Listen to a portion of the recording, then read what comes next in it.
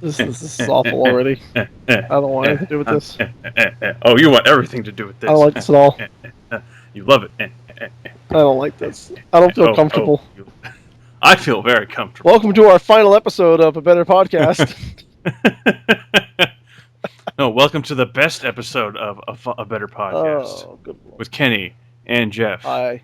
And as you might have guessed, I'm Kenny. I am Jeff, and I feel violated.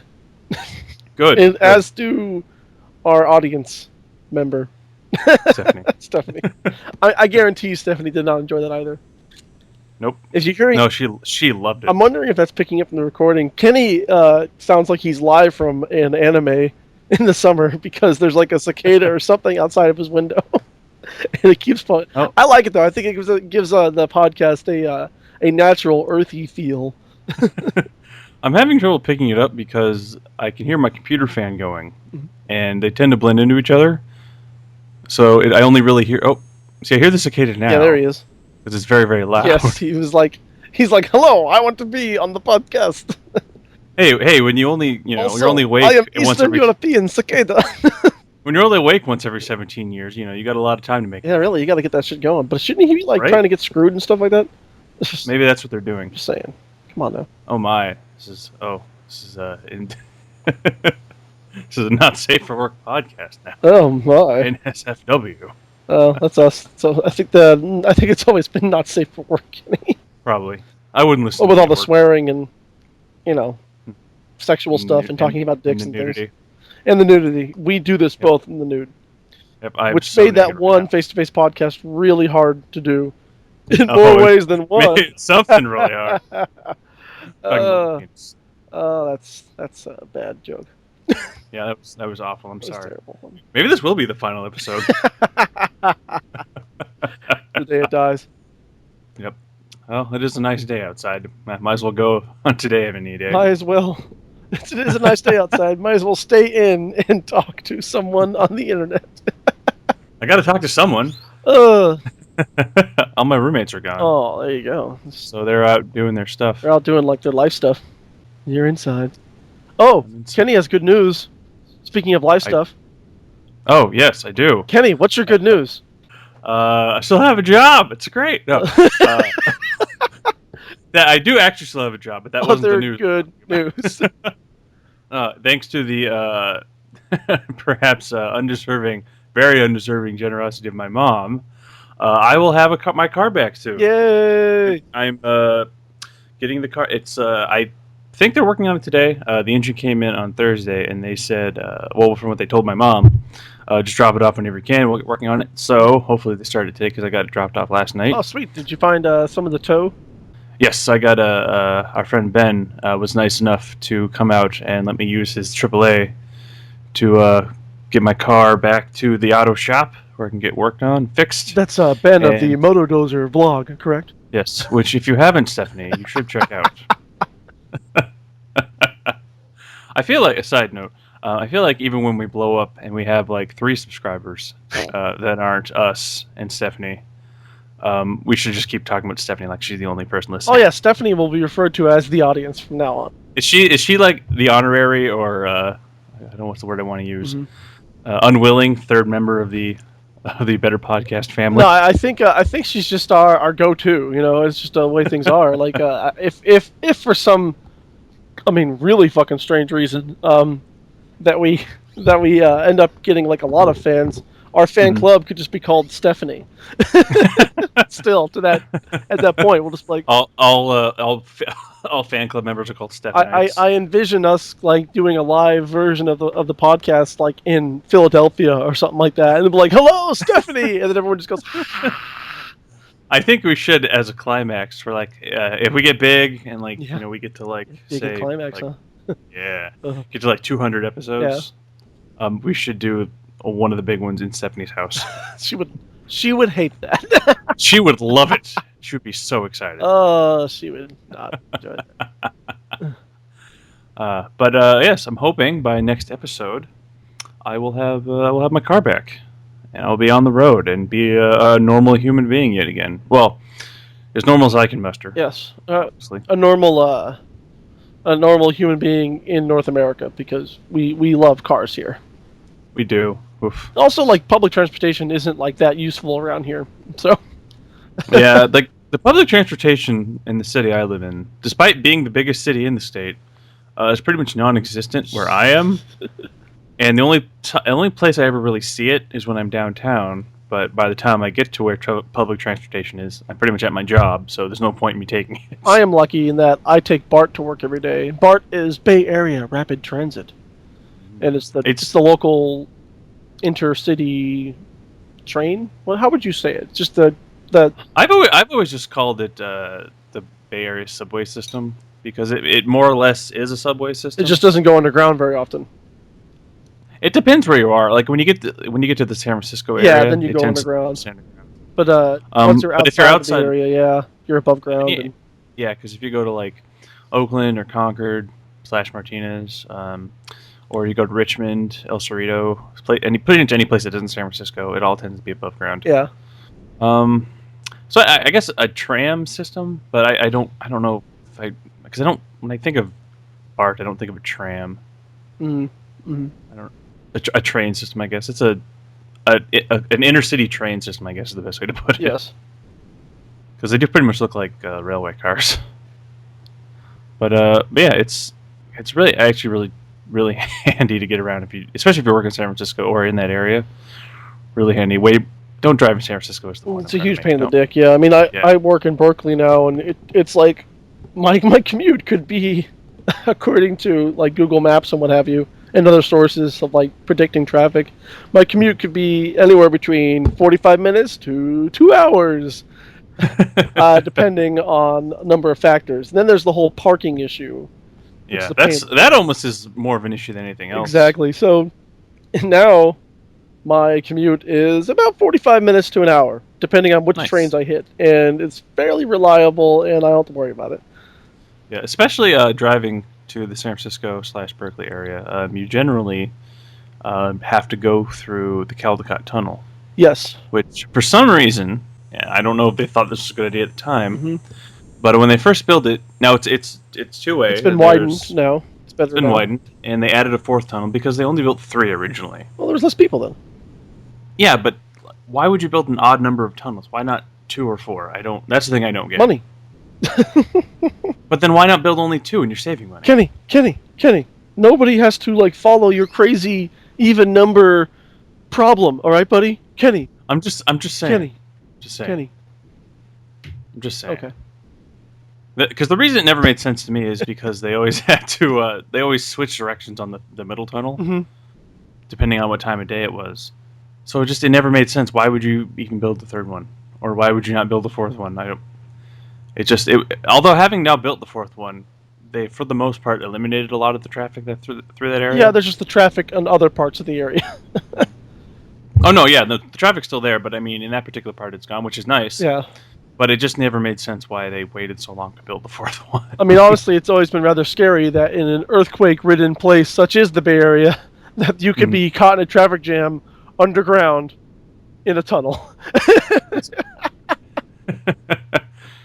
Then you could be like that one Sylvester Stallone movie where he and a bunch of other people are trapped in a subway system. Yeah, I'm sorry I missed that one. That sounds like a winner. Can't remember what it's called. Doesn't matter. I think Morgan Freeman was in it. Oh, well, that's good. I'm sorry, I only like Sylvester Stallone if he's in Rocky's movies. If he's in Rocky movies. Or if he's in Judge Dredd. Judge Dredd. I don't know. The new Dredd movie was like way better than that one. Oh no, I'm not saying that Judge Dredd is a good movie. It's up there with Batman and Robin and Batman Forever. It's so bad it's good. I will say I do feel bad for him a little bit because when he was filming the thing, he didn't want to take the helmet off because he wanted to stay true to character, but all the higher ups and bigwigs like, no, you have to take your helmet off. You're Sly Stallone. You're Sly Stallone. See, everyone in the back. This is what backroom Hollywood sounds like. Yeah. See, yeah. Well, I don't know if you see some parts that haven't really evolved out of the 40s yet. But yeah, no, he didn't want to take his helmet off, but they made him because he was, big, huge actor guy at the time. Oh God, I'm sorry. But I was actually Sorry. I was talking with Ben about this yesterday. while we were hanging out waiting for AAA to stop by. And there's a couple scenes, well, couple scenes in particular that don't make a lot of sense. You could probably argue most of the movie doesn't make sense. But like, there's one of the first, actually the first scene you see Sly Stallone as Judge Dredd, and there's these bad guys, I don't know, whatever you want to call them, hanging out in the tower. They're like, I don't know if they're holding people hostage. I can't quite remember. Let's just say they are. We're talking about the opening scene, ish. Yeah, it's like the first time he shows up and Judge Hershey's like, "Get down!" And he's like, "It's unlikely that you can get hit from this firing angle," and blah blah blah blah blah. Yeah. Because I actually not having not liked that movie that much, I have seen it many times. Oh yeah, I saw. I haven't seen it in a few years, but I think I've seen it at least 4 or 5 times. They are holding somebody hostage. Yeah. I think it could be some judges, in fact. I think it might be. Mm-hmm. But he gets off his motorcycle, and he looks up, and his little microphone comes out of his helmet. Yes. And the first thing he says is, "I am the law." Yeah. Which doesn't make any goddamn sense. No. It makes perfect sense. I don't think you understand, Kenny. You see, Judge Dredd is the law because he's the judge. See, well, no, but the line itself would make sense if someone had said something like, "Who the fuck are you, pig?" or like something like that, because then he could say, "I am the law." But he's not addressing like a particular person. He's not addressing anything said to him when he says that. He just blurts this line out as though an actor forgot their line. No, he's just showing up. He's just showing up like he's got to lay down the law, which is him. I know, but he could just say, "I'm Judge Dredd," and they're like, "Who the fuck is Judge Dredd?" And then he could say, "I'm the law." The judge. It would make a lot more sense. They all know Judge Dredd. They're like, "Dredd!" Ah! But it could be a new guy who's never heard of Judge Dredd. Some new guy. He's a brand new criminal. He's new to Mega City 5 or whatever it was. Mega City 1. Mega City 1? It's the main one. Oh, the main Mega City. Oh, good for them. It's the big one with 800 million inhabitants. Oh, God. That's awful. Right. Well, it is a nuclear wasteland outside of the city, so it's not exactly the brightest future. It's the wasteland, just like every other... The cursed Earth. The cursed Earth. Oh, I love that. Look. That being said, the Judge Dredd comic books, pretty awesome. I haven't actually read those. I've read a few. But I hear good things. But no, the characters that the character of Judge Dredd is, how do I want to put it? I want to say, and if I'm going to using a D&D measuring scale, he's some kind of mixture between, I would say, lawful good and lawful evil. In that he's upholding the law. I guess maybe more lawful evil than anything, because he's upholding the law, but he's really vicious about it and doesn't really care sometimes if he kills anybody. So he's in the Sly Stallone film. He was more, I would say, lawful good, because he didn't really kill many people outside of the, or I should say, didn't kill really many undeserving people outside of the initial group of people he killed in the beginning of the film. Double whammy. Double whammy. Flare. Rapid fire. Like that Rapid gun. fire. That gun was one of my favorite games. That gun really kind of spoke to my childhood, like, desire for a good Judge Dredd video game or what have you, which we did not get. Right? I don't. It's terrible. Have they done it? It's terrible.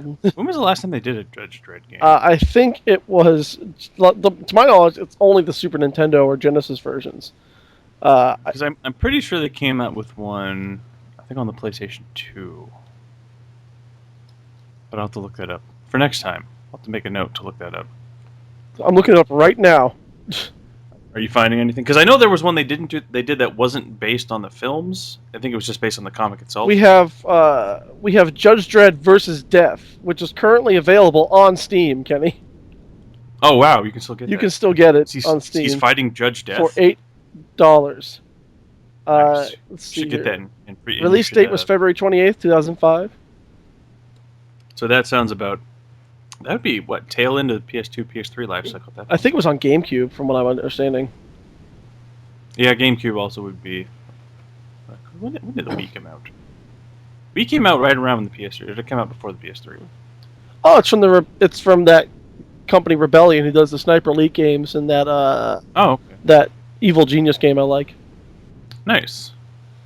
Good for them. Welcome to Mega City 1, a city of over 400 million people, every one of them a potential criminal. It is the third decade of the 22nd century. Unemployment Oh is my. widespread, boredom is universal, and only the judges can prevent total anarchy. Empowered to dispense instant justice, they are judge, jury, and executioner all in one. The most feared and respected of all judges is you, Judge Oh wow, Dredd. me?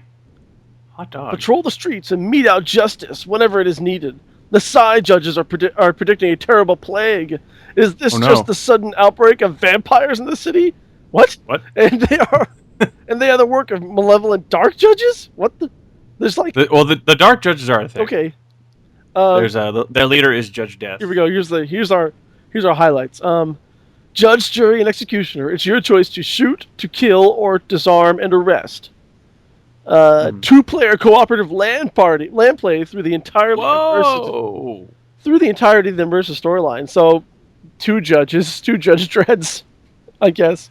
Dude, we should get that game into multiplayer. Customizable multiplayer games with enemy bots. Nice. Over 60 characters choose from over 60 characters for Insane Mayhem. Whoa! Insane mayhem. Insane Mayhem, 55 out of 100 on Metacritic score. But the overall reviews are mostly positive. Nice. There you go. We should pick that game up. It does not look like it aged well. Well, most games from that time period didn't. Let's see here. Kenny, I want you to keep track of, okay, think about your system, your computer system, and I want you to think if your computer can handle this, because this seems like pretty enhanced stuff, all right? All right, okay. I got it. All right. Okay, So- I'm ready. Supported OS, XP, and Vista. Whoa, shit! I know. Are you ready for the processor? I don't know. Kenny, you need to run Judge Dredd versus Death, Mm-hmm. an Intel Pentium 3, or an AMD Athlon 700 megahertz computer equivalent. Fuck! I don't have that. Kenny, you need at least on your graphics card. You need at least a 32 meg graphics card that supports God damn it, transfer I don't- lighting. So that would be the GeForce One or the ATI 7500 or better. Oh, or better. Oh, okay. And you need Okay, at least fair. 128 megs of RAM and a gig and a half of hard disk space. Fuck! I've got 16 gigs. Is that enough? I don't know. Shit! I'm gonna have to look at a chart for this. There you go. Judge Dredd versus Death. I would like them to make a really good Judge Dredd game. I feel like the Judge Dredd universe would work really well as an MMO in some cases, or it's something like a really open world, almost Skyrim type game. Because it is like this huge sprawling area, Well, we were supposed to get or even like an Arkham Knight type game. we were supposed to get like a Dread 2 after the success of the original Dread of Dread coming out. Like Yeah. Well, and part of the problem with the 2012 Dread was pretty much no one watched it because it had such bad marketing. but it was like it's Oh, was it- received a lot of like there was supposed to be a sequel in the works just because of all the hype it got like on video release and Netflix and all that stuff. I mean, there might still be. I just know that. No, it's not looking like it's Initial- possible. Damn. Because I was gonna say, because I was reading about it, and the guy who wrote the story for the 2012 Dread, he said he had a bunch of material he could use to make a couple more films. Like he originally wanted to do a fight with Judge Dredd versus Judge Death, but he said that there was just all this backstory you needed really to go into that, which is why he kind of trashed that idea initially. But I would love to see that film. Oh, that'd be awesome. Oh.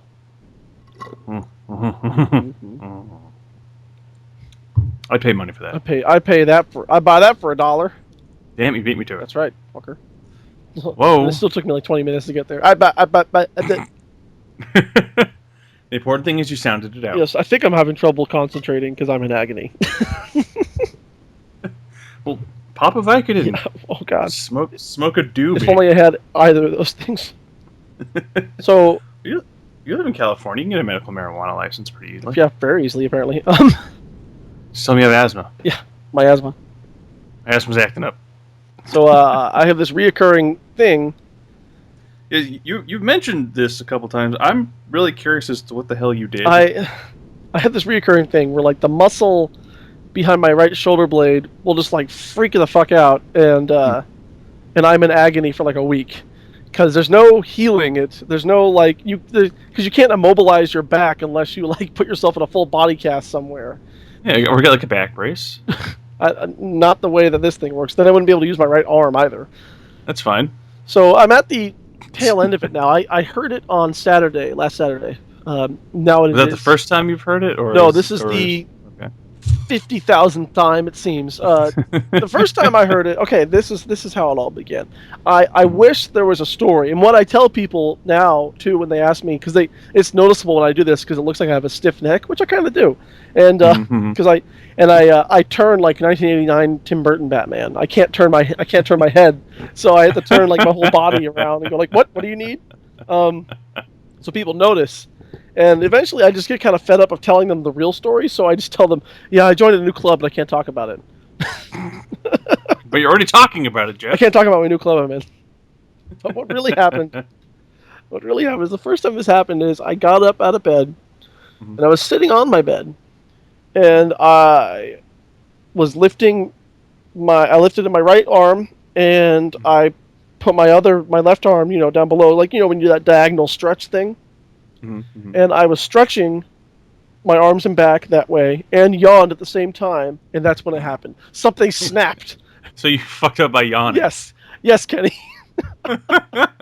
Something went terribly wrong, and like it was possibly the first time it ever happened because I was not expecting it, and I didn't know that it was the thing that could happen to me. It might have been one of the worst pains of my life. Like I yelled out like a girl, like screamed. No offense to women. I screamed like a little girl. and then like I was just wrecked for a week and a half. It's just done. Nice. And now I can feel it coming. Like I can feel something like it'll ache for a week or two in the back there, and I go, oh, I better be careful. But you don't think about stuff when you first wake up in the morning or whatever, because it still tends to happen. One time I did it when I was getting out of the shower and I was drying off my hair. So I had my right arm raised above my head, and I was rubbing my head with the towel, and then I just went like like it was just over. It's just agony. It's gone. Like, God damn. That first day is really bad too because I'm holding myself upright in very serious, like, straight up positions. My posture's really really good all of a sudden, but like you can tell that I'm in a lot of pain because my right hand is just shaking uncontrollably. And there's like nothing I can do. Like I buy every time it happens, I buy icy hot patches, and that kind of helps a little bit. And like I drop ibuprofen like it's Tic Tacs, but like it doesn't really do much. There's nothing you can do about the pain. It just kind of is. There's only so much dulling of the pain you can really do. Yeah. Right now I'm at the point where it's been a full 7 days, and so the sharp twinging pain that I would constantly feel has been replaced by a dull ache. Like that's just kind of always reminding me that it's there. But I have mostly full motion back. I'm doing the motions now as if people can see, but I am. I can roll my shoulders again. I can move my arms, and I can turn my head for the most part. Your uncle's gonna walk in and be like, Jeff, what the hell are you doing? Yeah, so like, what the fuck is this? But hopefully in a couple more days it'll go away. But I did this on last Saturday. So we are now nice. Exactly 7 days ago. I woke up. And the first thing I did was like open my eyes. I'm lying on my back, and I go, oh, it's Saturday morning, and all right. And I already had plans with our friends Dan and Becky to go to the Pleasant Hill Library. They were doing a book giveaway. So I had already had plans. So I was like, oh, it's Saturday morning. I got the place to myself because my uncle was away, and I was like, this is great, I'm lying on my back, and I'm stretching out my hands, and like my hands at my side, and my legs are, where my legs belong, and I was stretching out my limbs, basically. And once again, I yawned at the same time because I just woke up. Hey, dude, there's a theme here. Stop yawning. I know, right? And it's like I just woken up, and I yawned at the same time, and all of a sudden just, twing! And I was like, no. It's like, I don't want this to happen. This was going to be such a good day. Oh, it ruins everything. And you fucked up by yawning. You really got to stop that. I still went to the book thing, though, because I'm like, no, this is bullshit. And I was just like, and I ended up with like a bag full of books. Nice. That I filled a whole Trader Joe's shopping bag with it. with Nice. free books, and I got you 2 books, but I'm gonna send them to you Ooh. and not tell you what they are. Oh, One of them is a joke book. The other one is something I want you that's to read because I already own it, but it's quite good. Jeff. You know I can't read. I know it's No, gonna be funny just to make you do it. Want to hear what I got? I'm just gonna get this. Be like, what the fuck is this thing? I can't. What is this? There's no pictures in this. What is this? What is this? What is this? This. Want to hear what I got? But yes, yeah, I do. I'm really curious what you got. So in no particular order, I have A Clockwork Orange, Ooh. Bradbury, which is just a short story collection of essential Ray Bradbury short stories. Nice, nice. I have Love in the Time of Cholera by Mr. Gabriel Garcia Marquez. Ooh, wunderbar. I have The Odyssey by Homer, as opposed to Dope. The Odyssey by Dean Koontz. I don't know why I had to tell everyone that Homer wrote that. Well, because they might have thought it was the Dean Koontz book. Yeah, of course. I have The Picture of Dorian Gray by Oscar Wilde. Nice. I have the graphic novel Road to Perdition. Ooh. Unfortunately, the cover is the movie cover, so it's like, oh, but that's okay. Tom Hanks is cool, I guess. He's a good guy. I like him. I got Inherent Vice by Thomas Pynchon. Ooh. I have, this one's kind of big, Esquire's Big Book of Fiction, Nice. which features authors from a wide range of time periods in American literature, and some not American, mostly Americans, like Don DeLillo, Flannery O'Connor, Vladimir Nabokov, Ernest Hemingway, Joanna Scott, Ray Carver, F. Scott Fitzgerald. So it's like all over the place. That is a pretty good list of A-list authors, I would say. And to keep with the Hemingway theme, I have True at First Light, which is a unpublished fictional memoir about Hemingway that was published after his death. His son edited it. Interesting. And I would like to read that at some point. it's basically about his final African safari. Oh, nice. Which his son, who edited the book, was on, so he was able to Oh, nice. So there's some firsthand knowledge. Exactly. There, He could be an authority there, So okay, actually nice. edit it without guessing what his dad's intention was. Yeah. Do you know how old his son was when he went on the safari with him? I don't. Okay. I do not. I have to read it first. I have so much to read now. I also picked up, this is clearly part of a highfalutin collection. This is like it's a volume from Encyclopedia Britannica, Great Books. Oh wow! It's volume 5. Oh wow! And I picked it up because it's Great Books of the Western World, a chronology of great authors. And Nice. I picked up volume 5, which has Herodotus and Theoclides in it. No, Theocedes. That is pretty highfalutin. So now I have The History by Herodotus and the Peloponnesian War. Like the history, like all of The it. history. Whoa! Or the history up to Herodotus' time. So the only history that mattered to them. Nice. I've also got a Nightwing graphic novel, or maybe a collection from a volume from his books. Mm-hmm. I don't know when it was made. Called Rough Justice. I know, right?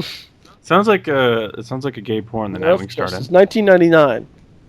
Yeah, it's originally published in the single magazine form as Nightwing 9 through 18, copyright 1997, 1998. So. Interesting. I've got another graphic novel that Dan told me about called Blankets, which I know nothing about, by Craig Thompson.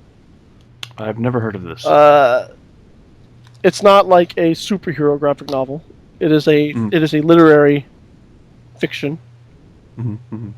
But I can't imagine what superhero blankets would be about. it looks good. The art style is all pen and ink drawing. Nice. So it looks pretty nice. Also pretty it. big too. And finally, because it was there, The Joy of Sex, revised and updated for the 21st yeah, century. of course. It's the 30th. Oh, you didn't get the 70s version? It's the 30th anniversary edition. Well, the trust me, the drawings are still very circa 1970s. I mean, in a big, bad, bushy way. But how am I gonna get excited? There's no fleece on the piece. No fleece on the piece. I don't feel good about hearing that.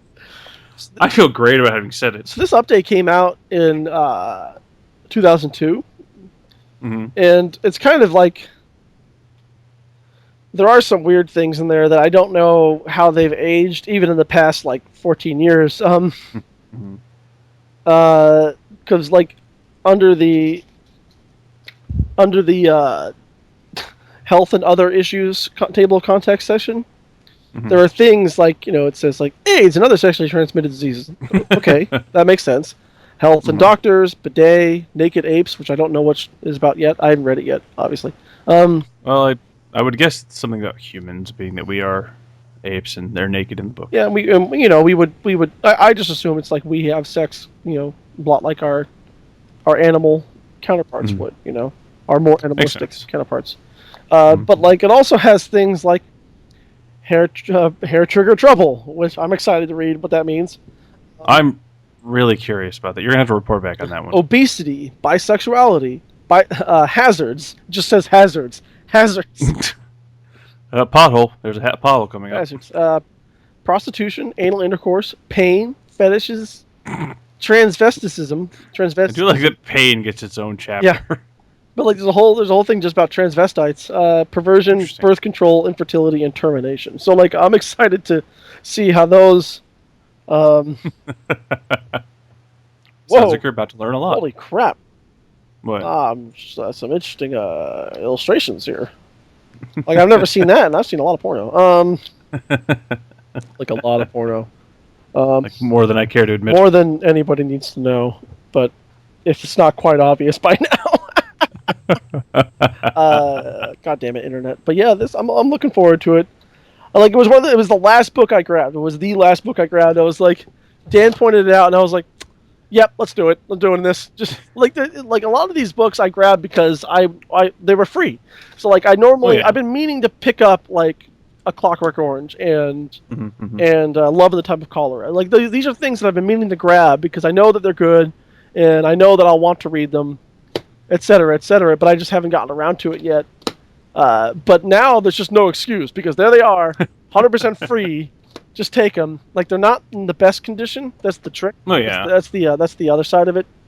Mhm. Because they're clearing out they had literally thousands of books in Oh these yeah. boxes for people to just Mhm. come by and sort through. And the craziest part about it is that like we were looking through these stacks of boxes of books, and like we're not even seeing. We're only seeing the box in the top stack. There's like 3 other boxes below, unopened, Nice. and Oh like wow. presumably you could go back there. I don't know if it's still going on. Presumably I could go back there Probably. and find more books that I didn't already grab. But as it is, I don't have any room for all these things. Like they're still in their bag. Like I don't know what to do with them except for read them one by one, and then put them in my storage at the end of each book or something like that. I don't know.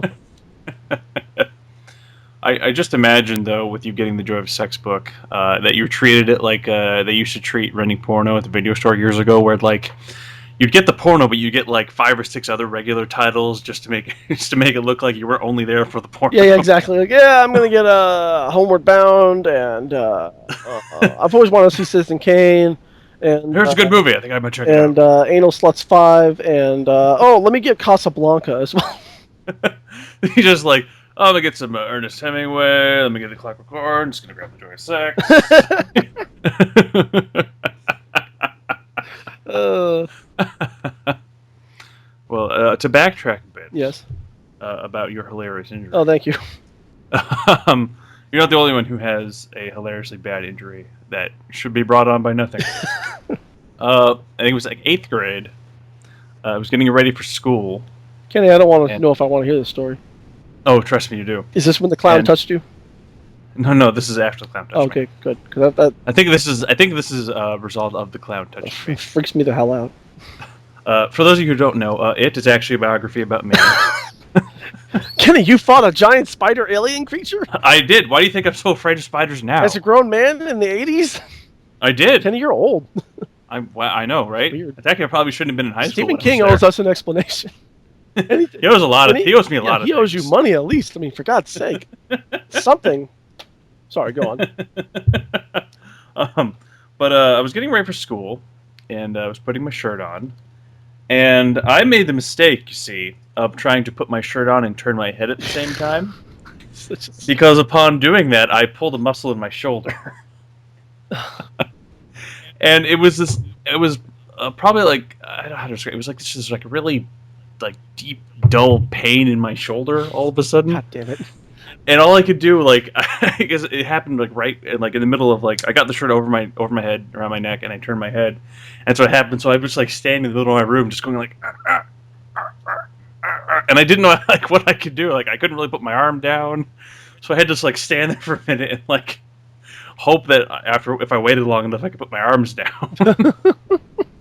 And then for like a good like week, my shoulder just hurt all the time. Oh. And I have no idea how it happened because it hasn't happened since, and I have no explanation as to what would have caused it. So I feel your pain, figuratively and literally, on hilarious injuries that shouldn't have happened. I mean, while we're talking about stupid injuries that happened to us in the past, this hasn't.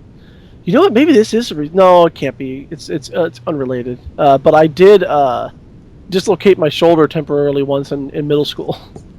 The fuck did you do? I was screwing around in the drama room in like 8th grade, and there's like this closet where we kept all the props and shit like that. But there's still enough room in there because it was a public school, so there wasn't much in the prop closet. Yeah, like you would expect. Yeah, where you could get in there. So I was in there and we were screwing around. I can't remember who was like basically horsing around with, but like. Was it the teacher, Jeff? No, it was another student. Might have been some ladies. I think it was some ladies. It was a dude, wasn't it? It was a dude. No, it was some ladies. But because I remember I remember girls talking. So like go in the closet. We were like, and they were pushing the door shut on me, and I was pushing the door open on me. Now they weren't trying to shove me in this closet to bully me. This was horseplay. This was just messing around.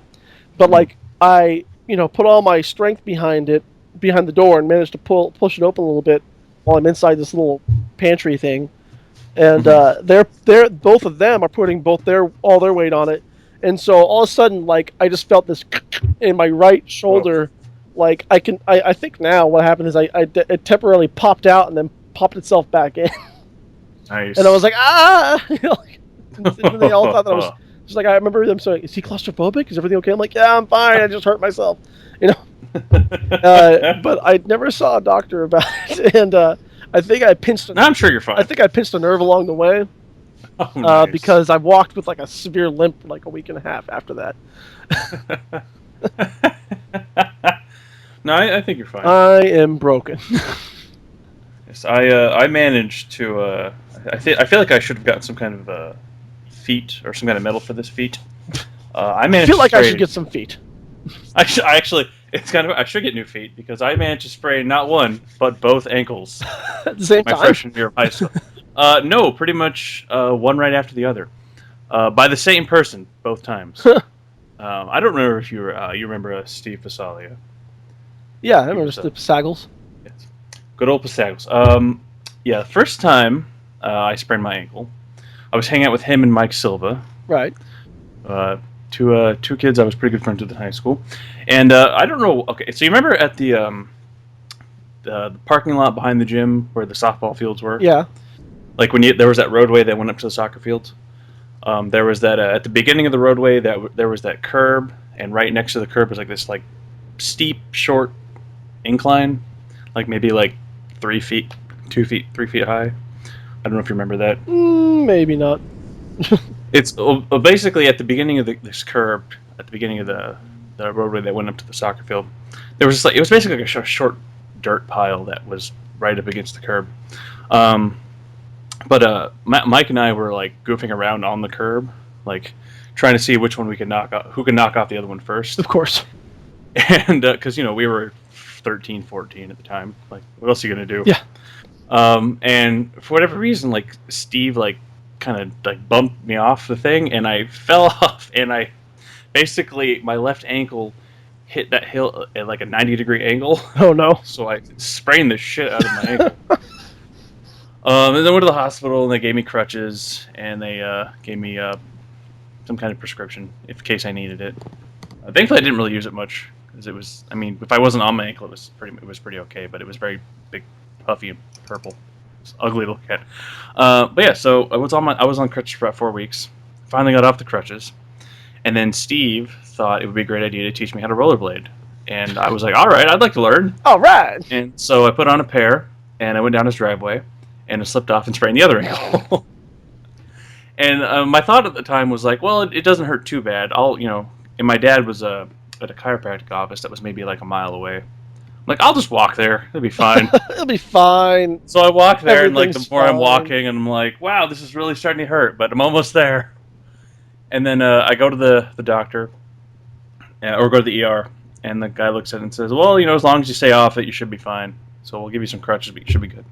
I'm like, okay, so I go home. The next day I wake up, and my ankle is basically swollen so that it's like the matches the size of my calf, and my whole foot is purple. And I'm like, well, I guess I'm not going to be doing much of anything. I won't on this. be doing this anymore. Nope. And now, and it healed, but now my ankles are extremely sensitive in the sense that, You like because how sometimes you're, you extend your elbow and it pops. Yeah. And but now So you would extend your ankle and it pops?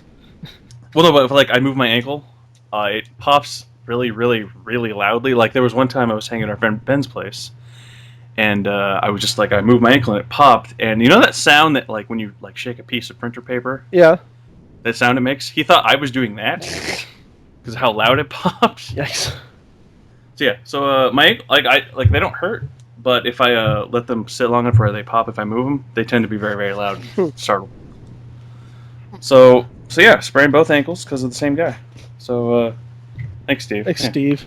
Fuck's sake. God damn it, Steven. So yeah, so the moral of these stories: don't hang out with Steven Pasali. Don't. And we're very accident-prone, injured people, so please be gentle around us. I don't know if I'm accident-prone. I think my body just hates me. Because I was not in an accident. There's no good story. There's no I had to lift this Volkswagen off a kid and save his life. No. I was alone in my room, Jeff, stretching. Of course that wouldn't be the story. Why would you be helping? Yeah, I wouldn't want to. I'd walk by. You deserve this, no doubt. God hates children. Why the fuck did you get away that car? Oh God, Jesus! I can't believe these children. Right? That's what I'm saying. Can't stand them. Oh fuck! Wow. Oof. So terrible. But yeah, so we're sensitive, fragile people. So if you see us on the street, please don't be too rough. At least don't kick me over. I have sensitive ankles. Yeah. But stroke his ankles. He's got stroke my ankles. Don't be too mean to them. Yes. They tend to cry. I got a new toy. I've got the weepy ankle, Jeff. Oh no. Yes, I'm excited because I know we talked about this in a previous episode. Yes. And you said in that episode that you bought it. It has arrived. I didn't think you actually bought it right then, but I guess you did. Yep, I did. So I'm really curious because if I recall, it was the French press coffee mug. Yes, it's called the Mini Brew coffee mug. It's MINIBRU. Ooh, it's one all fancy with the style. I see what it's doing. And basically, yeah, it's a single serving French press coffee mug. I haven't gotten to use it yet because it just arrived about 45 minutes before we started recording. So, well, give me the deets. What's it look like? It's plastic. I was hoping the actual mug would be glass, but it appears to be plastic. But you know, whatever, it's fine. I'm sure there's a manufacturer's reason for doing it. Yeah, but the mug. I don't know if a glass mug for this would be the best idea. I mean, the mug itself was only $15. You know what I mean? So yeah, I figured still very cheap. I still say worth it for what you got.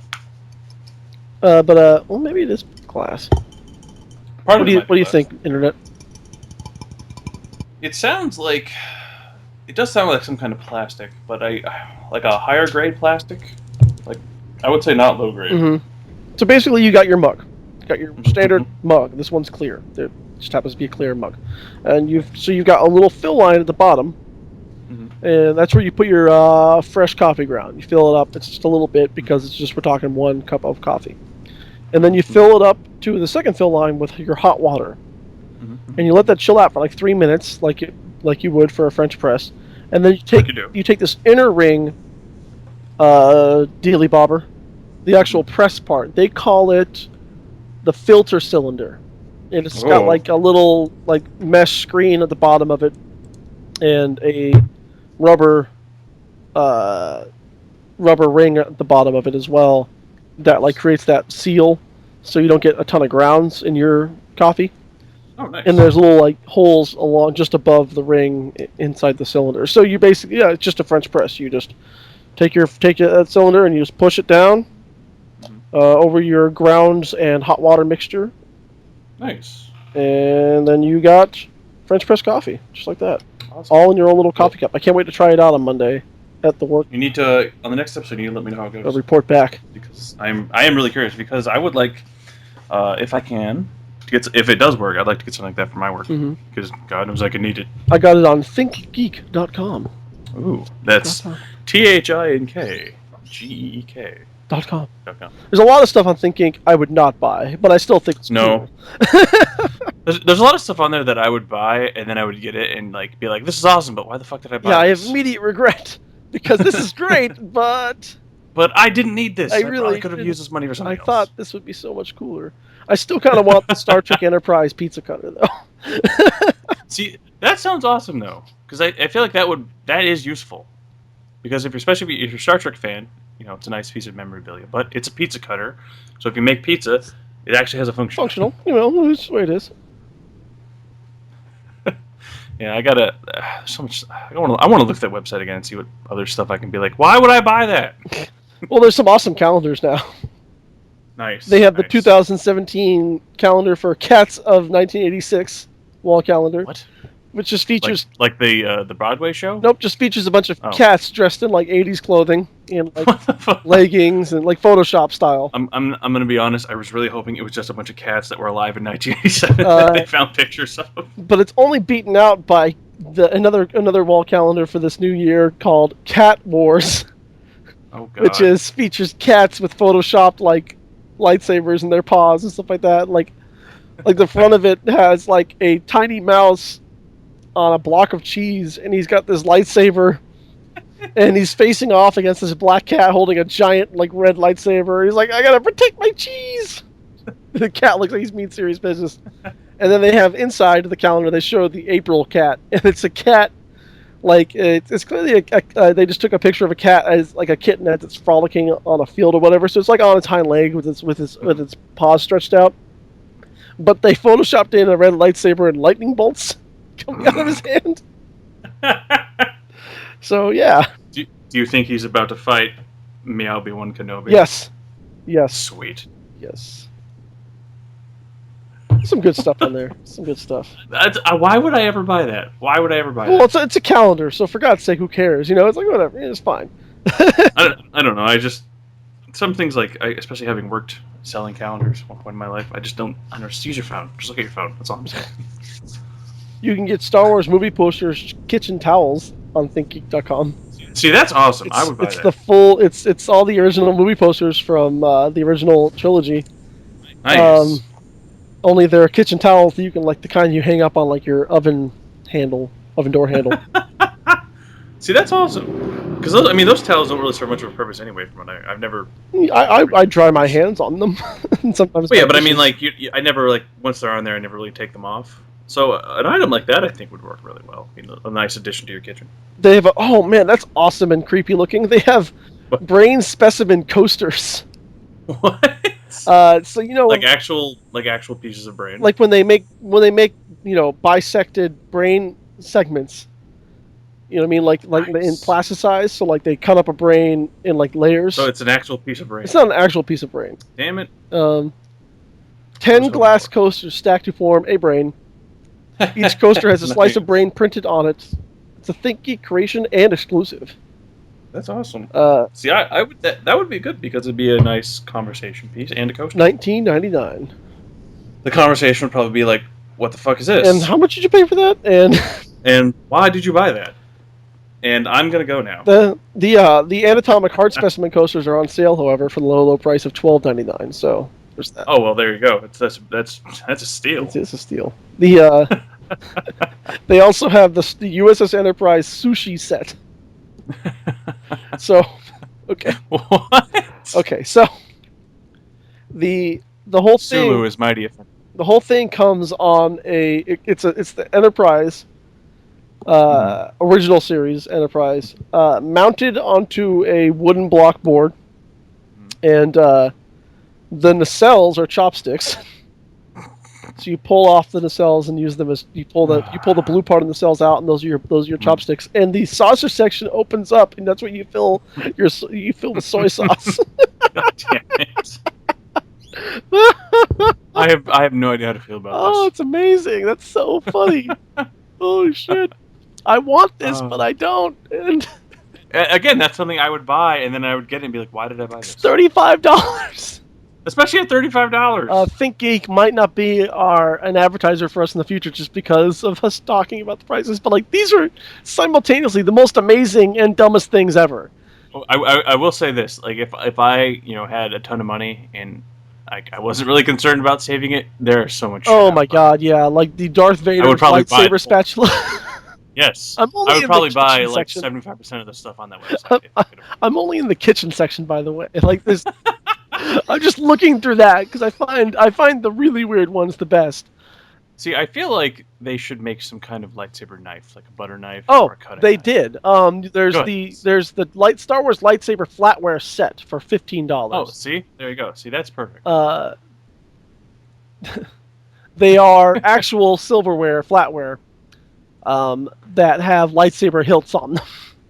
See, there you go. What else? I was just looking at something else. Oh yes, there's also the Star Wars X-wing knife block. Oh, I've seen it. That thing looks awesome. It's just it's a knife block that's in the shape of an X-wing fighter. Looks so cool. I think my biggest issue is with some of these things. It's not necessarily that I wouldn't want it or I wouldn't like. Why would I use this? Like, it's more like I wouldn't want to use it after I bought it. You don't have to explain it. Well, the explanation, like any of the people that come over who know me, are like, yeah, I know why you bought that. But like, no, it's like if I bought like the flatware set, like I wouldn't want to use that. I would want to keep it in as pristine condition as possible. There's the Darth Vader lightsaber spatula. Nice. So the spatula itself, the flat part says Star Wars on it, and the hilt is Darth Vader's lightsaber hilt. A handle for $14.99. That is amazing. An elegant spatula for a civilized age, they say. So there you go. ThinkGeek.com, a favorite amongst us. I find your lack of flip disturbing. They have a sonic screwdriver pizza cutter. Move over, Starship Enterprise. That could go great with my. I have a sonic screwdriver spork. Did I ever tell you that? No. Yeah, I got that from Loot Crate one time. It's a sonic screwdriver spork. And it's like a metal spork. Like it's a serious silverware, but it's a spork. It's beautiful. It's beautiful. Amazing. Oh, a space capsule tea infuser. Oh my god. Holy shit. It's like the Gemini capsule. Nice. And it's got like a little it's got a chain on the end of the end of the chain. One of the chains, the capsule. The other end is a tiny metal astronaut. Nice. For loose leaf tea brewing. That is awesome. Oh my god, who thinks of this shit? There's a Portal 2 companion cube one as well. Nice. A sonic screwdriver bottle opener. I have to get off this website. Every time, all you talking about all the tea infusers, all I want to do is buy the manatee infuser that I've seen. Oh, the manatee? Because that thing is adorable. Oh no. Have you seen that? No. I will send you a picture of that later. Okay. Because I can't look at it now because all you're going to hear is click clackety clack clack clack. Yeah, of course. That is a problem. Off the air, I'll show you a picture of that. And for you, internet, Stephanie, you've probably already seen it, but I'll put a picture of it there too because it is adorable. I am shopping for Stephanie and Marissa's birthday presents on this website and fun.com, which is another website I found recently. Nice. Just because I feel like they'll enjoy some of this shit. They probably will. Oh, good God. Yeah, that's a website in general I try to stay away from because there's so much shit in there I would buy, and I would not be able to pay rent. Kenny, what? They have the Minecraft pickaxe bottle opener. Oh man, is it a diamond pickaxe? It is. No, it's iron. It appears to be iron. It's gonna break after a handful of uses. Well, that's the you just have to craft another one, Kenny. I'll just tell you. Yep. I can't do that. I'm out of stone. For God's sake.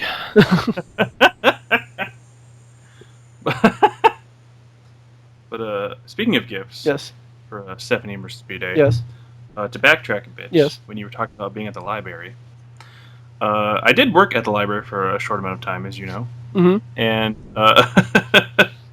I at one point I ended up getting a gift from one of the patrons there. It was an odd gift, but he was kind of an odd dude. But a little bit of backstory. I typically work the front desk. Typically. Sometimes, well, pretty much always the front desk. But I was in the back too. Like basically, what it was is like for X amount of hours you're at the front, X amount of hours you're at the back, and then you flip flopped. But I was sitting at the front desk, and there's this guy who always came in every Friday. I was a super nice dude. Very. He seemed like just from talking to him, he seemed like a very spiritual individual. I don't know if he was religious at all, but he talked about seemingly mostly like I would say something similar to like the Buddhist school of theory. Djibouti.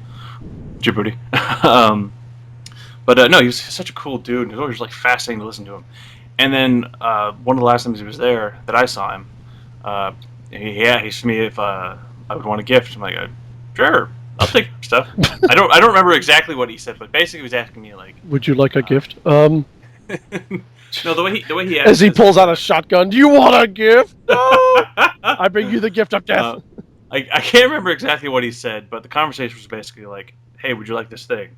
I'm like, okay. So he left because we were closing, and then like a couple weeks later, he showed up again, and it was kind of bad when he came by because I always ended up talking for like an hour and not helping other people because he just so fascinating of a human being. But one of the times he came in, we were talking, and he's like, "Oh, here you go," and he gave me this bag, and I'm like, "Okay." So I didn't look at it right away because I was on the clock, so I couldn't really look at it. So we're talking for a while, and then my shift ends, and we're closing, so he has to leave, and we're closing up, and I grab my bag, and I go sit in my car. I'm just like sitting like, what the fuck is this? Mm-hmm. What is he giving me? And I open inside. Is it going to be a thumb? Is it going to be like... He gave me 3 figs. 3 figs? That's so nice. And strange. I was like, why? I don't know what to do with these. Thanks. I was very thankful because it was a genuinely nice gift, but I was like, I don't know how to cook these or what I do with them. Thanks, Professor. But yeah, I debated for a while trying to make fig Newtons out of them, but I realized I don't know how to make a fig Newton, and I probably don't have any of the ingredients I need outside of figs now. But yeah, it was one of the few times I've ever been given something, and I just had no idea what to do with it or how to react to it. What do I do with this? What is this? I don't remember what I think I left them in my fridge. I think they went bad, which I felt bad about because I didn't know what to do with them. I mean, really? But seriously. Yeah, working in that library was a hoot, shall we say? I've discovered that people got really mad about a lot of the fees and stuff, or not fees, but fines they had to pay. The fiends. But I'm like, if you return that book on time, this wouldn't be a problem. you wouldn't like. We have an overnight drop. You don't even have to come in the library. You can put the book in there after hours, and it counts. But yeah, it was. Were these fines like super high either? Like how much money we? No, it was like a day late. I think it was. I'm trying to think what it was. I know after a certain amount of time, it was late. The book was considered lost, and you had to pay to either pay to replace the book, or you had to return the book. But then you were charged the maximum fine. I think the maximum fine was like $5. Oh my god! But we're talking like if you didn't return it after like a month after it was due.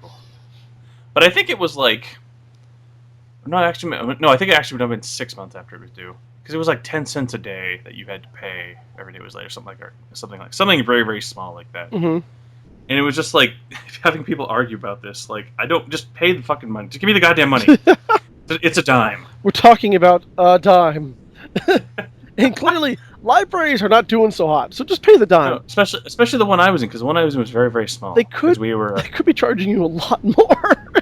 Right, and like half the time, like people would have to.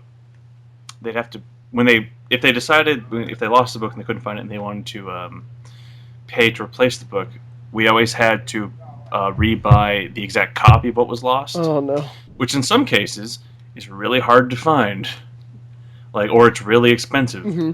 But sometimes what we would do is like if you lost a book and you bought a replacement, you could just give us the replacement and we would clear the debt. Like, you wouldn't have to pay for the book again. We did that every once in a while, and people got really mad about that. Like, even if it saved them money to buy themselves, because on top of paying for the replacement, they also had to pay for the lost book fee too. Yeah.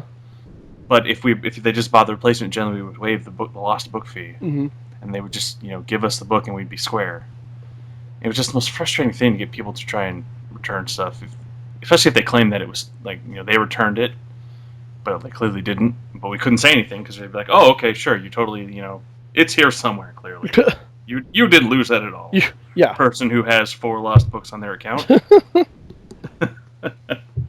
So yeah, I got really frustrated with some customers. But that guy who gave me the figs, top-notch guy, 10 out of 10, would hang out with again. Would party.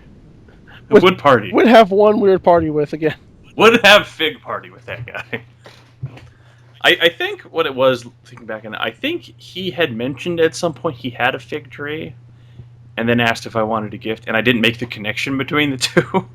Because he had mentioned sometime earlier in the conversation, I have a fig tree, and then later at the end, before he left, he's like, "Would you like a gift?" I'm like, "Okay." And I didn't like make the connection So he's going to give me figs. Well, he didn't ask it in that way, like, "We want a gift." The gift of life! As he guns down everyone else. I think he had asked something like, "Hey, can you guys accept gifts?" or something like that. Oh, okay. I'm like, "Yeah, sure, we can." Because as far as I knew, there was no policy against it. Because the way he asked it, I wasn't confused or weirded out by it. Mm-hmm. And I didn't make the connection that he was trying to give me figs. But no, if somehow you ever listen to this podcast, that guy, thank you very much for the figs. Also, hilarious note about working in the library. There was one time I legitimately almost laughed at a customer, and would have felt very, very, very bad about doing so, because when you sign up for a library card, you could fill out this little form, and then you give it to us, and we put your info in. Mm-hmm. And there was this Asian woman who was writing her information down, and I was looking at her. She was writing it, and and she was spelling out her email address, which was her first name, her last name, and then at Gmail. And her name was spelled Gangli, last name spelled Wang, which spelled gangly way. And I was entering this information in the computer in front of her, because she was checking out some books. And I was writing it, and I was reading it as I wrote it, and then I had to stifle my laughter so hard. I think I think my eyes started to water with how bad I wanted to laugh about this. But I would have felt bad because she would have no idea why it was funny. Oh no! Because she's not awful like I am. Yep, but Gangly Wang. Gangly Wang. She was a nice lady, though. I'll say that much. So I would have felt even worse because she wasn't a douchebag. So yeah, and then there was the guy that we got almost arrested and banned from the library because he was he was scaring patrons, first of all. Yeah. Okay. Yeah. He was also really loud and hit on a 14-year-old there. Well, that's fine. And I think threatened a couple of the employees, and was just overall generally very frightening. I think his name was VJ. All right. But yeah, he was like he also liked to rap out loud, but I don't think he was listening to any music. So he just he'd be sitting in the corner by the magazines. And then all of a sudden, he just started blurting out random rap lyrics. I don't know if they were actual rap lyrics or just shit he was making up off the top of his head. But he just suddenly blurted them out and, spit lyrics for 15 seconds and then stop. Like it was nothing. Like everyone does this. Well, yeah, Kenny. Clearly, I'm fucking up because I don't do that. Yeah, no, right? You gotta spit some lyrics, son. Gotta spit hot fire. Oh, shit. I rap and I rhyme. I rhyme and rip. This is the way the Dylon spits. But yeah, he was a legitimately terrifying person because I'm pretty sure he was off some kind of medication, and he was not a fun guy to be around. I think he's also been banned from the Antioch Library too. Oh no. So yeah, because as soon as we talked about the police showing up, he was not having that. He was very much like, no, don't call the police. No. Which is great because we were actually worked right next to the police station. They were like maybe 5 minutes away. So when they showed up, it wasn't much wait. So it helped us out with dealing with it. So yeah, working at the Pittsburgh Library. I worked at the Pittsburgh Library. Everyone, Stephanie. Stephanie. Yeah, Stephanie, it was a great. you already knew. It was a great place. I really enjoyed it. Really met some interesting people that were actually interesting, and I don't mean that in an offensive sense. There were actually some pretty cool people. But yeah, a lot of also very bizarre characters that came in, and yeah, good times. Good times. So, so that's a bit about us, internet. Stephanie. But I know we weren't going to talk much about the sports, but I am curious. This is less of a sports conversation and more a conversation that included a sports figure. So the 49ers played yesterday, as you might be aware, Yes. being a 49er fan. Yes. And it was reported that Colin Kaepernick, who may be the starting QB, I don't know. I don't know if they made a decision. Probably not going to be. I'm assuming it's going to be Gabbert. Yeah, it's looking more and more, especially after last night's. Yeah, but I'm gonna. I'm iffy about that because that was his first start for the preseason. But he looked awful. Well, yeah, but I mean, Gabbert looked terrible his first game, and he looked fine third game. So I'm gonna chalk it a bit to rust. But that's another conversation for another day. But during the National Anthem, he sat on the bench, and he did not stand up and do the whole pose and all that. Uh-oh. And I'm curious what your thoughts on that are. Mr. Kaepernick did that, huh? Or didn't do that? He did not do it. From what I understand, he didn't do it because he's. It was his form of protesting against the way that minorities have been treated as of late by the police and like figures. I see. So I'm curious of your thoughts, if you have any, on that. I don't know if I do, to be honest with you. It seems like kind of a very very loosey-goosey way of. I don't know what else to say. Like, what? Well, I mean, I get. I mean, the whole idea of doing the whole pose with the hand over your heart for the anthem is solidarity with your country and supporting your country and woo. And if you live in a country where you feel like a segment of the population is not really respected or cared for by the rest of it, I can see why you wouldn't want to do that. So, but I don't know. I get it. If it's his way to support what's happening, and his way to protest what's happening, I should say, I'm fine with it. I don't have a problem with it because I mean I don't know what else he would do. Like, I mean, there's only so much you can do outside of donating money and posting on social media. So taking a stance of some kind like that, I'm fine with. Yeah, I mean, I just feel like he just chose that as like a thing, like to like I don't know. I it just seems like a very disconnected and sort of loosey-goosey way of it seems like a bad excuse. That's what I'm looking for. A bad excuse.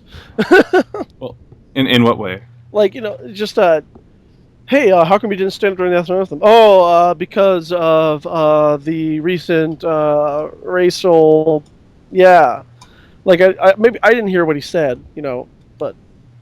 Well, that I mean, I haven't found a direct quote, but that's from what from articles I have read about it. That seems to be his general reason is it's his way of protesting what's going on with Black America at the moment.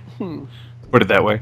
I don't know. I mean, there's only so much protesting a football player can really do during the game, and being that football games are a pretty nationwide event.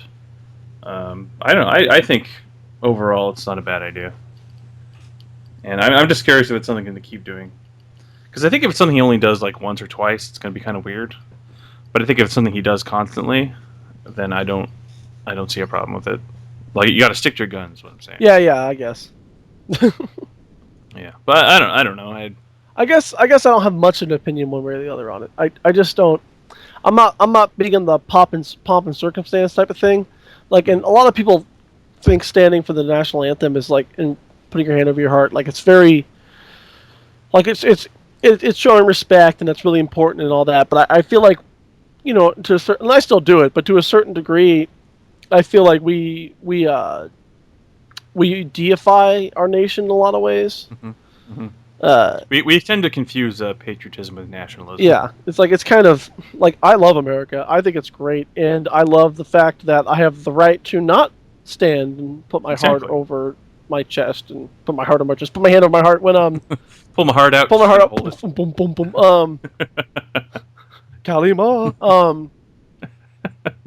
But yeah, I shouldn't have to worry about it. That's why, like, I haven't had to say the Pledge of Allegiance since I was, in middle school or whatever. But well, you generally don't have to. But Kaepernick, being who he is, being a very public figure, he has to give a reason as to why he's doing it.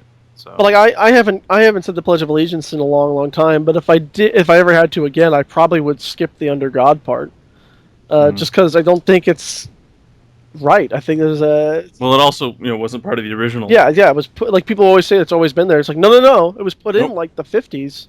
The same 54 because we had to separate ourselves from the godless communists. Exactly. So it's like the same time we put in God, we trust on the money. It's like it's a direct smack in the face of the division of church and state, which is one of the founding principles of our country. So it's that whole First Amendment, that pesky one. Yeah. Unless you're Marco Rubio, who says that the country was founded on the praise in God we trust, despite the fact that the phrase was invented till about 180 years after we were a country. Yeah. Or I shouldn't say the phrase was invented, but the phrase wasn't popularized in that way until about 180 years later. But no, I don't know, because to me, the act of him doing that doesn't strike me as a method of garnering attention for himself, because he's already getting plenty of that, and he doesn't really strike me as someone. Because if we've been looking at his social media for the last few months, he's been talking a lot about like the shootings of across the country of various black people. Mm-hmm. So doesn't strike me as something he's just now putting his hand into. He's been talking about it for a while, and I guess, if from an outside perspective, it kind of looks that way because this is really the first public display I've seen him do or something like that. This was the third game preseason. Has he done it for the other two? I haven't heard. I don't know. That's the thing. He hasn't even. I don't know if he's even been at those games because he hasn't played in any of them. So he might not have even been on the field or even in the on the sideline. Yeah. So I don't know. I'd have to look into that because that's one thing I'm curious about. It like why the third game? But like I said, he hasn't played in the other two. He may not even have been there to do it or not do it. I guess I should say. Yeah. So I think it's going to hinge on whether or not he was even present, and if he did do it, no one reported on it. Like, the only reason I heard anything about it is because someone made an article about it. I don't even know if anyone had noticed it otherwise. Because there's a picture they put up of him sitting on the sideline doing the National Anthem, and it's almost hard to see. Like, it took me a minute to find him because he's pretty hidden in the photo. But yeah, so I'm curious to see if this is a first-time thing because it's the first time he's been on the field, or if he's just now doing it for whatever reason. I don't know. Mm-hmm. But yeah, but he's definitely... This is not the first time he will have said anything about the issues going on with the police versus the African American populace in the country. Cool. So, I am curious to see how it's going to unfold, just because I'm always curious about these kind of things, because they don't always tend to end well for the people protesting. But I don't know what the league would do to him, if anything. So far, I haven't heard they're going to do anything. So I can't see them doing anything about it, after all the other scrutiny that other leagues have gotten for punishing people who have done similar things. Mm. Like, there have been other players that have worn... I think actually last year there were two football players that wore... I think it's truth that said hands up or something like that. Yeah. Or hands up, don't shoot. And the league punished them, and the league got massive backlash for doing that. Oh, yeah. So I don't think they're going to do anything about this, because I don't think they want a repeat of that. Hilarious. Mm-hmm. But speaking of shootings in America, good old Donald Trump is in the news again. Trump. For something he said about... I talked to you a little about this. You said you didn't know anything that had gone on with Dwayne Wade. Oh, yeah, I've heard about this. Apparently what had happened was Dwayne Wade's cousin had been shot and killed while she was walking her baby in Chicago. Oh, no. So very, very terrible situation, and I've seen a lot of support go out to him, which is nice. But Donald Trump, in his usual tactful manner, decided to spin this into support for him, or why you should support him if you're black. He's been really trying to work on the black vote, which is funny because he has zero chance of getting it. So like, no, and he's not working on the black vote. He says that he will get the black vote. Oh, okay, good. Because every tweet I've seen him talking about it doesn't say African Americans should vote for me, which I'm surprised he calls them that. Honestly, I expect. After many focus groups, they decided to not use. Sir, you can't use the N-word. Why not? They use it. It's just don't, please. It's I don't have enough time to explain to you. It's why. more complicated than you will understand. I just can't. God, why do I work for you? Yeah, I don't. I quit.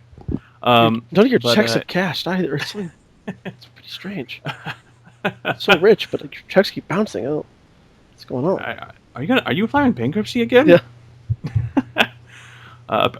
Side note about Trump. Apparently, he quadrupled the rent in his Trump Tower. I think it was. While when he started his campaign. Yeah. Yeah. So, not another reason not to be a big fan of this guy. He's just such a greedy little shit. Yeah. With his tiny baby hands.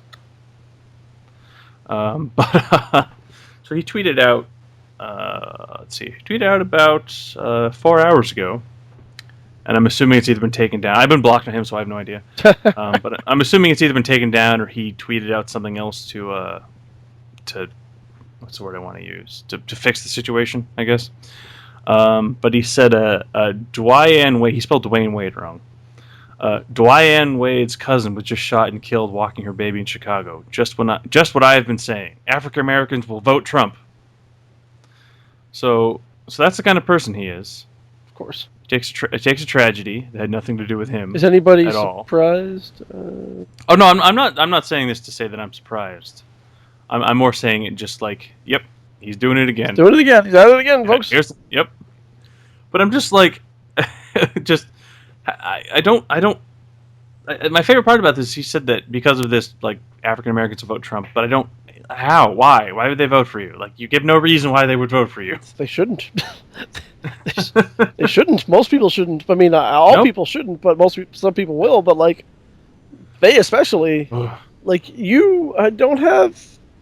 Especially because of the polls I've seen on CNN and the like, it's about 87 to 8% ratio of voting for Clinton and Trump. Mm-hmm. Like, African Americans, like 87% of them said they will vote for Clinton, as opposed to the 8% that'll say they'll vote for Trump. So you're really not winning anyone. No, you're right not winning anybody over. And this is not helping you. Yeah, I thought I should just point that out because of just the absurdity of the things that Trump says. And this is why I say that he is actually running this Twitter handle, because I think if his handlers, and he really needs handlers, were tweeting from this account, they wouldn't be saying things like No, yeah, he's definitely not. Yeah, he's definitely in charge of that one. Like, yeah, it's just ridiculous. But apparently he said that if he loses, he will disappear for a while. Oh, no! Hoping permanently. Unfortunately, I don't believe anything he promises, so I can't even believe that'll be true. I mean, from what I've... Oh, man. But I hope to God it does. Speaking of Trump, hilarious thing that I need to talk about real quick, involving him and Ann Coulter. Uh-oh. So you're familiar with Ann Coulter and Donald Trump, yes? Yeah. I mean, I'm familiar with both those people. I'm not familiar with them together, but yes, I know who... No, I mean, it's just as people. Ann Coulter is a raving psycho, and Donald Trump is Donald Trump? Well, Donald Trump. So never mind, go on. So they're the same person. They're the same person, everybody. Pretty much. I honestly think... Have we ever seen them in a room together? Not that I can recall. And Ann Coulter did just write a book called "In Trump We Trust." Oh God, good. With the subtitle, I guess, tagline of "E pluribus awesome." Oh, great. Yep. But this is funny because I want to say, oh man, a couple days ago, I would say Wednesday last week, I was sitting at a coffee shop near my work having lunch, and she was spewing nonsense on I think it was MSNBC, Yeah. talking about her new book and called "In Trump We Trust: E Pluribus Awesome." And it's just basically a book of why Trump will be the best president ever, and all about his wall and how he'll never falter on immigration policy and blah blah blah blah blah. Things you would expect from a very hard right Republican like Ann Coulter. And I think it was the day after, or I think it was the day after Thursday. She was having a book party, a book release party, and the day she had the party, and I think it actually might have been shortly before the party started. There were news reports coming out talking about how Trump was softening his policy on immigration, and he was going to have some kind of path to legal citizenship. Oh, okay. And it basically completely ruined her book because her whole book was all about how Trump will never soften on his policies. Well, I feel for her, really do. But there's this great picture, which I will try and find and post for the video, where she just looks like she has been just like punched in the gut and is just defeated. She looks so sad. Oh. I don't know if it's related to this or if it's just the timing of the photo, but she looks really upset. Oh, I'm so sorry. And I believe she was asked about this later, and she was saying it's all rhetoric and blah blah blah because he has to say that as a candidate. Blah, blah, Of course. Yeah. Save face, save face, So, save yeah. face. Oh yeah, gotta save that face. There's no saving that face. Mm-hmm. Oof. She looks like a man. Just saying. Jesus. She looks like a dude. Oh boy. As some people call her Dan Coulter. Oh. There have been, and I'm not trying to like throw out the conspiracy theory that she's actually trans or anything, but there have been a few photos I've seen where it looks like she has an Adam's apple. I think it's just because of the lighting and the angle at the angle the lighting is coming from hitting her, but it looks like she has an Adam's apple, and that's funny to me. Now, Kenny, that's just unfair and wrong. I know two Dans, and I like them a lot. They don't deserve that. No. This is Dan with two N's. Oh, thank God. Yeah. Oh. No, it's like you just throw a D on the front of her name. Yeah. So that made me laugh quite a lot reading that article. It made me laugh about, quite a lot. Give me a good guffaw. I had a nice hearty chuckle. I got a good chuckle about it. like a light chortling. Bully. Bully. Yes, indeed. Yeah, Ann Coulter. There's a person. Demon hell beast. There's a person.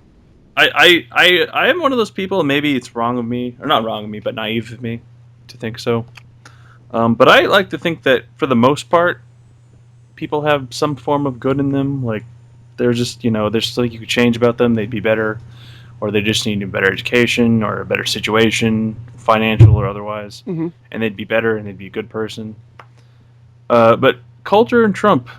No saving them. They're that's it. They're done. It's over. That's who they are. Doesn't matter what situation they were in. Doesn't matter what you did for them. They're just gonna be awful people constantly. Ugh. Not a fan. Not a fan. No.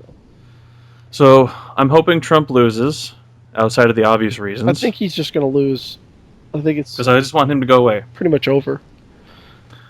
According to his doctor, apparently he's like the healthiest president ever. Oh, new news about that has come out where it's like the doctor felt coerced and wrote it in about 5 minutes because Donald Trump's I read an car article. was waiting outside or something like that. Trump was waiting in his limo about 5 minutes before he got the letter from the doctor. It's creepy. Although to be fair, and maybe this is wrong of me, but the doctor looks like he just quit playing in fish and decided to become a doctor. Like he's like this, looks like this super hippie dude, and again. Maybe that's just his style. He's actually a great doctor, but he just doesn't look like he knows what he's doing. No, I wouldn't say so. But again, man, maybe he is a great doctor, and I'm just I'm judging him on his appearance. I don't know, but yeah, I just I really hope for his sake that he was coerced into writing that.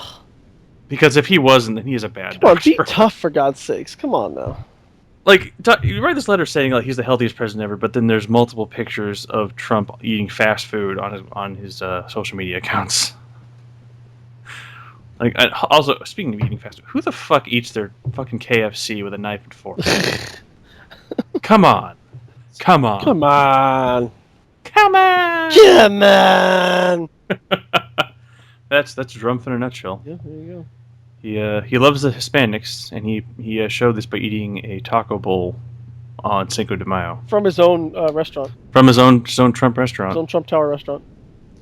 He also apparently wants to still try and host The Apprentice while he's president. Or I should say, when he was hosting The Apprentice. Yeah, I was gonna say now they got the governor doing it. Which I need to watch that now just because I want to see. I would totally work for Schwarzenegger. I don't care. But apparently there was a memo or a letter or something came out that he had written to NBC saying he could still host The Apprentice if he was president. I'm just like, no, president's a big job. I would say like top 10 of hardest jobs. Top 10 hard job. Number 10, president. 10 out of 10 hard job. What job again? Well, would make America great again. Would make America great again. Oh, speaking of, and I will link this in the description because I don't know if you heard about this, but America needs to hear about this. Okay. So you're familiar with Billy West? Yes. Voice of such great cartoon characters as Fry, Zab Brannigan, Stimpy. Yes. I actually probably could sit here for an hour listing all the things that he has voiced. He is a huge part of our generation growing up into like older age. Pretty much, I would say like he and Tara Strong are like two of the voice actors of two of the voices of my childhood because they voiced so many characters that I listened to in various animated shows. But he decided like a week ago or a couple weeks ago to start recording Trump quotes in Zap Brannigan's voice. Yes. And recently he's gotten Maurice LeMay, who did the voice of Kif. Yes. To do like a Kif sigh at the end of all of them. And holy crap, it's gotten to the point where I can't actually tell if these are Trump quotes or he is just reading random Futurama lines. Because the things Trump is saying sound exactly like things that Brannigan would say. But every time he posts one, he has linked it with the hashtag Make America Brannigan. I like that. But holy crap, he has a YouTube channel, which I will post in the description. And you should check it out, Jeff, because that shit is fucking hilarious. I will. And it makes me feel a little better about Trump being a nominee, because at least I can laugh at that. But I'm serious, it gets hard to tell if they're actual Trump quotes or if it's just Zab Brannigan quotes. It could be either way. It really could. Like, honestly, like all the things he's saying, I would not be surprised if I heard that in an episode of Futurama somewhere. Have you heard of Amazon Dash buttons? Isn't it like a thing, like you push the button and it automatically orders that product for you? I'm looking at it right now. So what you do, you buy an Amazon Dash button for a certain product, and there's a lot of them. There's a lot of them. And I think you can get one for Doritos. I'm reading all the ones. So basically, here's the idea. Like, say you get the Tide one, Dash button. They're $5, $4.99 a piece, all of them. And I believe so you pay $5. They send this Dash button to you, and it hooks up to your Wi-Fi, pairs to your Wi-Fi. Nice. So you get the Tide one, and you stick it, because they have sticky backs. You stick it to like your washing machine. So when you're low on Tide, you go, and you press the button, and it automatically orders a new bottle of Tide for you, show up at your door a few days later. Now, that makes sense. There's also one for Bounty and Charmin, and because the household product ones make sense. Toilet paper. Here's the ones that are kind of weird. Well, there's also Red Bull. Like, oh no, we're almost at Red Bull. Boop. Red Bull and Doritos. That's shit, man. Here's the weird ones that I found. Nerf. What? There's a Nerf Dash button. Why? Because if you're low on darts, Nerf. There's a Nerf Dash button. Let's see here. Playtex actually makes sense. Yeah, the Playtex one makes sense. There's a Play-Doh Dash button. That only makes sense if you're a kindergarten teacher. Yeah. Okay, it's Play-Doh Dash button. And here is the one that makes sense, but only in the worst possible way. There's a Trojan Condoms Dash button.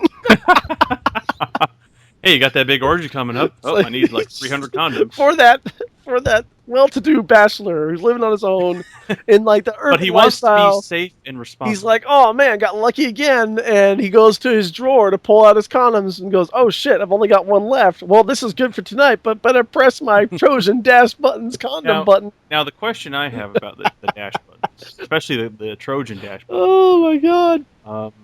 I'm really torn about that. I'm clicking. Are you buying the dash button for Trojan? No, I'm not buying this. You have to have Prime, first off, exclusively Prime. Oh, okay. Well, my question, though, is how many does it order for you? Does it place an order? Can you specify how many orders it places? I think you tell it. Okay. So I could, in theory, say, like, set it to, like, oh, I need 10 cases of Trojan condoms every time I push the button. There are 5 answered questions about the Trojan dash condom. Please read them. Please read them. So here's the question. What's up here? Does the Trojan man just show up in your bedroom when you press this? That might be awkward. Do you hear like the Trojan man echo? Trojan man. The answer is it's not as awkward as you think. He's very supportive. This is gold. I wish I knew who that was. By Dan. The Trojan man should be supportive. You're practicing safe sex. These are answers by other users. Now I want to know if he actually shows up at my door. Oh my god. Is the item durable? Is the item easy to use? What are the dimensions of the item? It is reasonably durable, but you should be gentle with it. The dimensions vary throughout the day, but it's above average. It's very easy to use. Oh my god. I would hope it'd be easy to use. I mean, you're trying to put on a condom. It shouldn't be difficult. If this goes where I'm going to see and remember to get more, who would put this in my underwear? Or perhaps somewhere else should I wear any? What? Like, he's like, oh, like, apparently every time he takes off his pants, he's like, oh, I gotta buy condoms. Like, what? I have mine next to my bedside where condoms, he spells it like condemn. Maybe he's condemning them. Condoms are kept for me. That makes the most sense. Like, the Charmin button is in my linen closet with the TP. I wouldn't keep it inside my toilet, question mark? What? Why would you? Okay. If anything, you'd put it above the toilet paper roll holder. Can I change the item paired with it, or does what I initially set up have to order each time? So this is actually that's a reasonable. Okay, here we go. You have a list of different Trojans, kinds and numbers you can buy. Okay, so you can pick which one you want to do, like Trojan Classic, or Ultra Sensitive, or Sheepskin. You can specify how many you want at a time. Why would you buy a sheepskin? I don't know, Kenny. I'm just throwing it out there. There's so many more questions I had to ask about that one. You just click on the one you want, go to your account, and then go to Manage Dash Devices. That is the way all dash buttons work. Love the Nature Valley dash buttons. I need some fucking granola bars. Try the Datk chocolate and peanuts. Very good, dude. You're talking about Trojans right now. Like we're not here to talk about Nature Valley. Maybe instead of smoking a cigarette, he likes to eat after he fucks. Oh my god. Oh, this is amazing, and also. Oh man, can you can you pair the Trojan condom dash button to also send you Newports? There doesn't appear to be a Newport dash button. I think you're not. No, but can you not pair it with other items? No, I think you can only pair it with what it. That'd be great to get your smokes and your condoms in the same order. Yeah, right. Just have them right next to each other. I don't even think they have a Trojan one. I mean, excuse me, a smokes one. I can't imagine they would, because there would be too many teenagers out there who take advantage of that. Can you buy cigarettes on Amazon? You probably can. You can buy, I think, pretty much anything. Oh, here we go. Let's just go Newports. Did you find any? Nope, can't get Noops. Damn it. Are there any cigarette? Can you get Camels? Let me just try cigarettes. Cigarettes. Cigarettes in all departments. Nicotine-free cigarettes, menthol flavors. What the fuck is this? They're menthol cigarettes. They're nicotine-free. What's the point then? Might as well just light a piece of mint on fire. You can get organic smokes. It's an herbal cigarette. I don't think you can buy tobacco products online. Can you buy cigars? I'm curious. Can you buy cigars? I'm reading more about this nicotine-free, 100% tobacco-free, 20 menthol cigarettes. What's the point then? I don't know. All right. This is nonsense. Let's try cigars.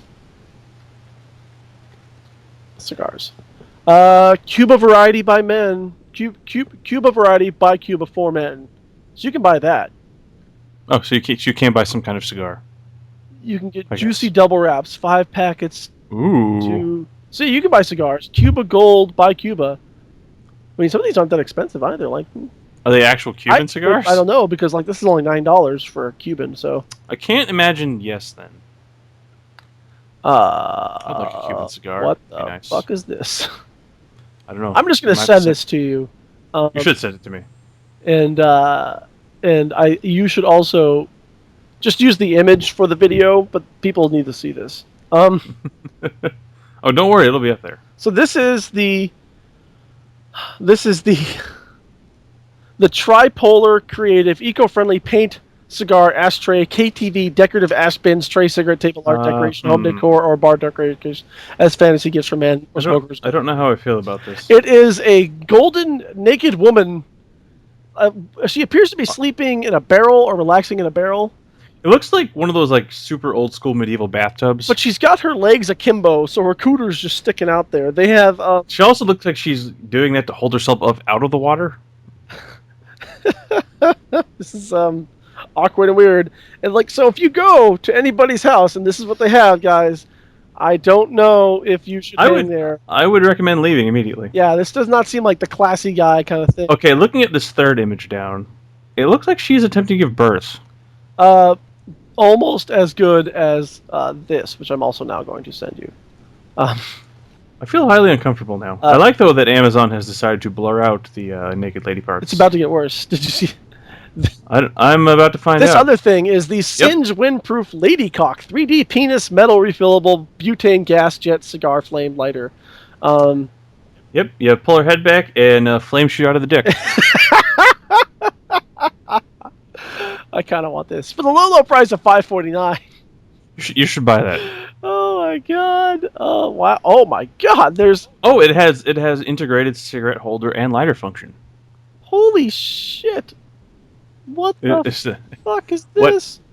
Is there new stuff you have found? I am going to also send this to you. Like we internet, we can only put the pictures up if that. But this I don't know if I should feel comfortable anymore. This is a lighter that features a man and a woman having sex. Nice. Lynn voice. Fuck is that? Does it have a voice? They keep blurring out the naughty bits. But like, yeah. I hope that every time you use it, it orgasms. There's a whole series of these in different sexual positions.